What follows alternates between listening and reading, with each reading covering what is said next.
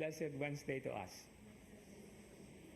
There is an interesting data that we have to embrace in as much as the first reading is concerned, precisely because I know we are connected in such a way to certain organizations, and it is always in the context of living in the Spirit.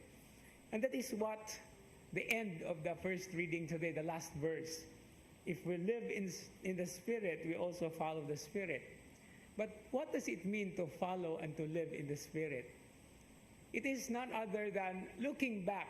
Let's just put aside the negatives, the vices that St. Paul has enumerated. But let us focus on the so-called the fruit or the fruits of the Spirit. By the way, this is different from the gifts of the Spirit. The fruit of the Spirit or the fruits of the Spirit actually are the many different ways or expressions of one and only one virtue, and that is love. In fact, the very first item in the list of the fruit of the Spirit is love. And I think this is also the reason why the original text has a singular. It is not fruits of the Spirit, because there are 9 enumerated. But if you try to count, I'm just actually trying to share with you as Bible scholars are normally, prone to doing. It says the fruit of the Spirit, and then you count there are 9. Now, why is it so?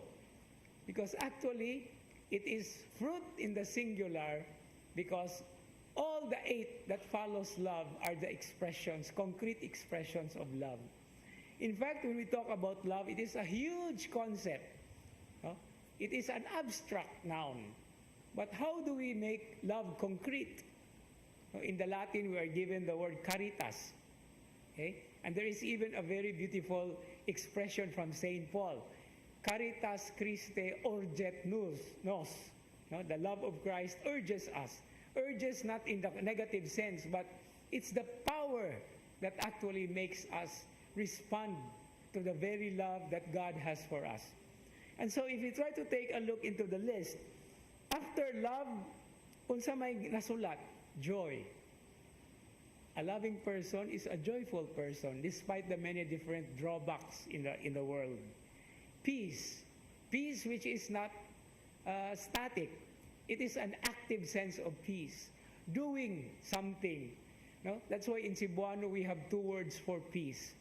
And the most used word is kalinaw, which is actually sometimes a little bit indifferent, because kalinaw is bahala na kung simitabo diha, basta malinawon lang ko okay na ko. But there is another word for peace that we rarely use, and that is kadait. Kadait is something that we cultivate. We have to do something in order to establish peace. And then patience.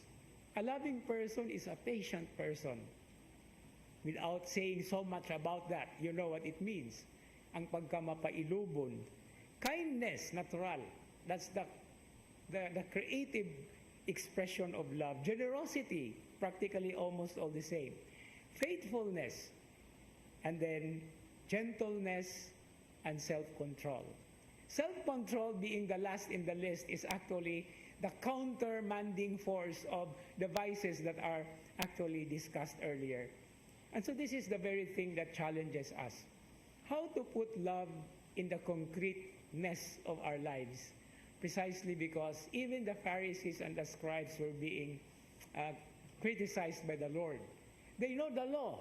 What is the law after all? It is the law of God, the love of God, and the love of neighbors. But it lacks expression. And that's the reason why, to be expressive about this love, we may have many different choices, but all these are positive ones. And if ever that is a negative, don't forget, the love of God is also His mercy to us. Maghinulso lang ta. Mag-usab ta sa atong kaugalingong kinabuhi. We do so many things, and by changing the root of our lives is already an act of love. An act of sacrifice, a sacrifice acceptable to the Lord, more than burnt offerings and libations. Amen.